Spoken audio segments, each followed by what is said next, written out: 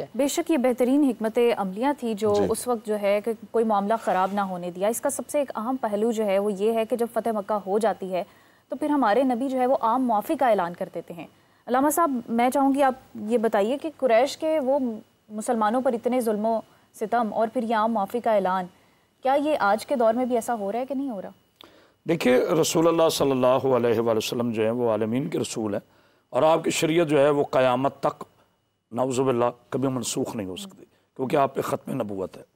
तो सरकार के जो उसूल हैं, सरकार की जो शरीयत है, सरकार की जो सुन्नतें हैं, वो सिर्फ 8 या 10 हिजरी पर मुहित नहीं, वो क़यामत तक है। और नबी की ज़िंदगी जो है हमारे लिए अखलाक का नमूना है। बिल्कुल ऐसा पॉसिबल है, इसमें कोई दो राय नहीं है कि कायनात में कोई मेरे रसूल जैसा नहीं हो सकता, बिल्कुल नहीं हो सकता। लेकिन आपके हुक्म, आपकी सुन्नतें, आपकी सीरत, उसको अपनाने के लिए मुसलमानाने आलम पर वाजिब है कि वह अपने रसूलुल्लाह सल्लल्लाहु अलैहि वसल्लम के हर कवानीन को माने। या मैं एक छोटा सा वाक़या शेयर करता हूँ कि जब ये फ़तह मक्का हो चुकी, जब हुज़ूर सल्लल्लाहु अलैहि वसल्लम के सर पर फ़तह मुबीन का ताज सज चुका, तो अब एक तरफ चूँकि महाजरीन थे, एक तरफ इंसार थे, जो ददियाल का शहर है मक्का वाले, और जो मदीना से साथ तशरीफ़ लाए थे सहाबा किराम रज़वानुल्लाह अजमाइन।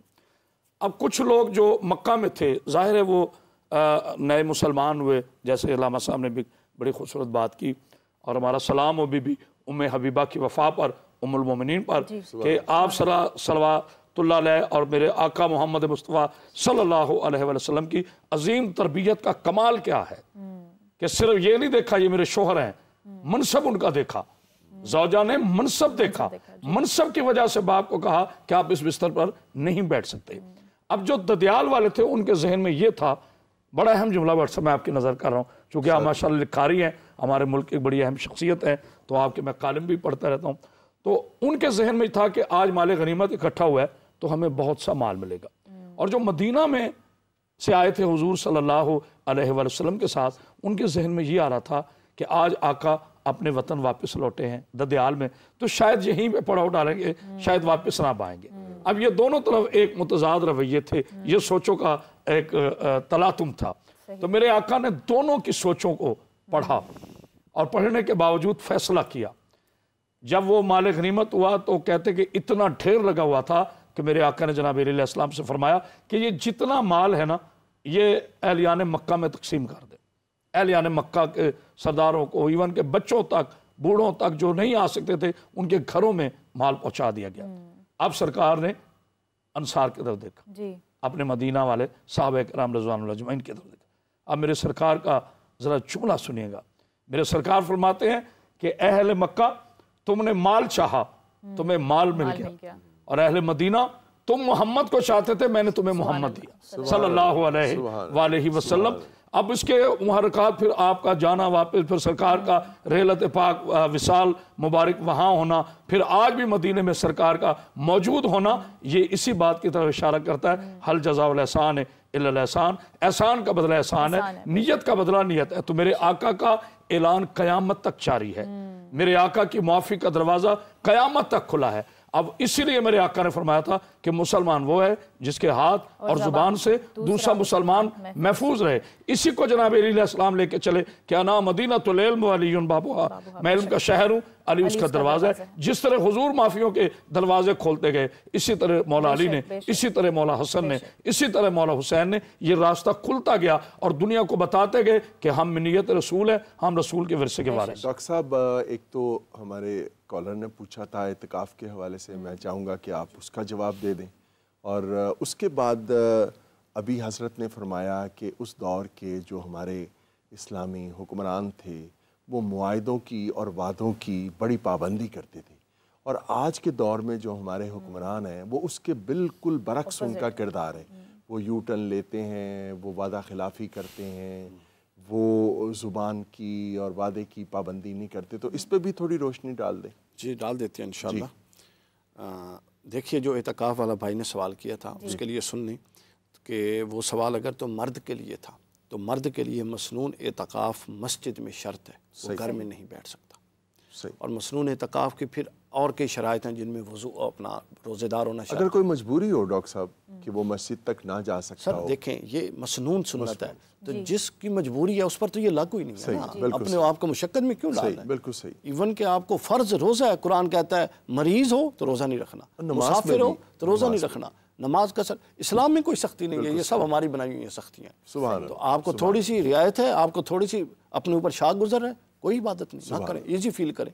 نماز کھڑے ہو کے نہیں پڑھ سکتے، بیٹھ کے نہیں، لیٹ کے نہیں، اشارے سے، سبحان اللہ. تو کوئی پرابلم نہیں. تو مرد اگر بیٹھنا چاہتا ہے، اس کے گھر میں کوئی ایشو نہیں ہے، کوئی بیمار نہیں ہے، حتیٰ کہ فقہاء نے یہاں تک لکھا گھر میں بیوی بیمار ہے، بچہ بیمار ہے، ماں بیمار ہے، تو وہ اعتکاف نہیں بیٹھ سکتا، ان کی خدمت کرے. ایک صحابی رسول اللہ کے پاس آیا، وہ کہتا ہے میں جہاد میں جانا چاہتا ہوں. حضور نے فرمایا ماں زندہ ہے؟ کہتا ہے حضور نے چلو واپس، ماں کی خدمت کرو، جہاد کا اجر ملے گا. تو اسلام کا یہ پیراڈائم ہے. تو اور خواتین کے لیے افضل اور اولیٰ یہ ہے کہ خواتین گھر میں اعتکاف کریں گی. شرائط وہی ہوں گی، مسنون اعتکاف روزے کے ساتھ ہوگا. اور اگر کہیں ایسا اجتماع ہے جہاں پردے کی بالکل پوری پابندی ہے اور وہ شرائط مقرر ہیں اور تعلیم و تربیت کا گھر سے بہتر اہتمام ہے، تو پھر وہاں بیٹھا جا سکتا ہے. ایک بات. دوسری بات جو فتح مکہ اور یہ سارا تسلسل چل رہا ہے اس میں وعدوں کی پاسداری بڑا امپورٹنٹ ہے. دیکھیے رسول اللہ صلی اللہ علیہ وسلم نے فرمایا کہ جو وعدے کا پاسدار نہیں اس کے دین کا بھی اعتماد ہے. لا عہدہ لمن لا دین لا دین لمن لا عہدہ. جس کا جو وعدہ ہی نہیں پورا کر سکتا بندے کے ساتھ، اس کے دین کا کیا اعتبار ہے؟ یعنی جس پر ایک بندہ مومن اعتماد نہیں کر سکتا اس پر اللہ کیسے اعتماد کرے؟ سمجھیے. تو لہٰذا وعدہ ایک ایسی چیز ہے جو آپ کی شخصیت کا وزن متعین کرتا ہے. صحیح. آپ کتنے وزنی ہیں، آپ شخصیت کتنی، آپ اپنی شخصیت میں کتنی آپ کی ویلیو ہے، آپ اپنی زبان کے کتنے پاسدار ہیں. آپ دیکھیں رسول اللہ صلی اللہ علیہ وسلم، اہل بیت اطہار، صحابہ کرام، ایسی وعدے کی مثالیں ہیں کہ انہوں نے بڑا کچھ قربان کر دیا لیکن ایک وعدے سے پیچھے نہیں ہٹے. کربلا بھی ایک وعدے کی ایفا تھا. کربلا کیا تھا؟ ایک وعدے کا ایفا تھا.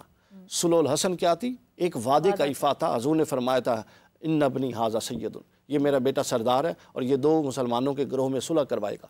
یہ وعدے تھی. کتنا آپ چھوٹی سی خواہش اپنی ترک نہیں کرتے کسی کے وعدے کے لیے. تو وعدہ قربانی چاہتا ہے، وعدہ اثار چاہتا ہے. اور ہمارے ہاں وعدہ پتہ ہے کیا ہے؟ ہم نے ہر شے کو سر ایک زبردست قسم کی منافقت کو، حکمت کا ٹائٹل، منافقت کی بوتل کے اوپر حکمت کی پرچی لگا کے ہم اس کو بیچ رہے ہیں. سمجھ آئیے. اور ہمارے ہاں پتہ کیا ہو گیا؟ سود کی ٹرم بدل گئی ہے، منافقت کی ٹرم بدل گئی ہے، فحاشی کی ٹرم بدل گئی ہے، ماڈرنزم. ہم نے پتہ کیا کیا ہے؟ ہم وہ لوگ ہیں جنہوں نے قدروں کے عنوانات بدل کے جو زوال پذیر قدریں تھیں ان کو عروج کے ٹائٹل کے اندر ڈال کے بیچ رہے ہیں. ہم وہ لوگ ہیں. اچھا ڈاکٹر صاحب، مجھے ایک واقعہ یاد آ گیا اس پہ جو آپ نے اپنی اور ہماری جو حالت بتائی. تو ایک بار الیکشن تھے، میرے والد صاحب کے پاس ایک امیدوار آئے اور انہوں نے میرے والد صاحب سے کہا کہ جی آپ ہمیں ووٹ دیں. تو والد صاحب نے فرمایا کہ جی 2 دن پہلے دوسرے امیدوار آئے تھے، ہم نے ان سے وعدہ کر لیا، تو اس لیے حاجی صاحب ہم آپ کو ووٹ نہیں دے سکتے کیونکہ ہم نے ان سے وعدہ کر لیا ہے. تو وہ کہنے لگے چھڈو جی چھڈو بٹ صاحب، وعدے دی کیڑی گل ہوندی ہے؟ تو ابو کہتے ہیں اچھا وعدے کی کوئی گل نہیں ہوتی، لو پھر آپ سے بھی وعدہ. ہمارے یہی معاملہ کہ وعدے کی اس سینسٹیوٹی کو ہم نہیں جانتے. اپنوں نے ہم کو بہت زخم دیے، نہ جینا ہمیں اب بتایا کریں، یہ جام وفا میں دغا کے عناصر ملا کے ہمیں نہ پلایا.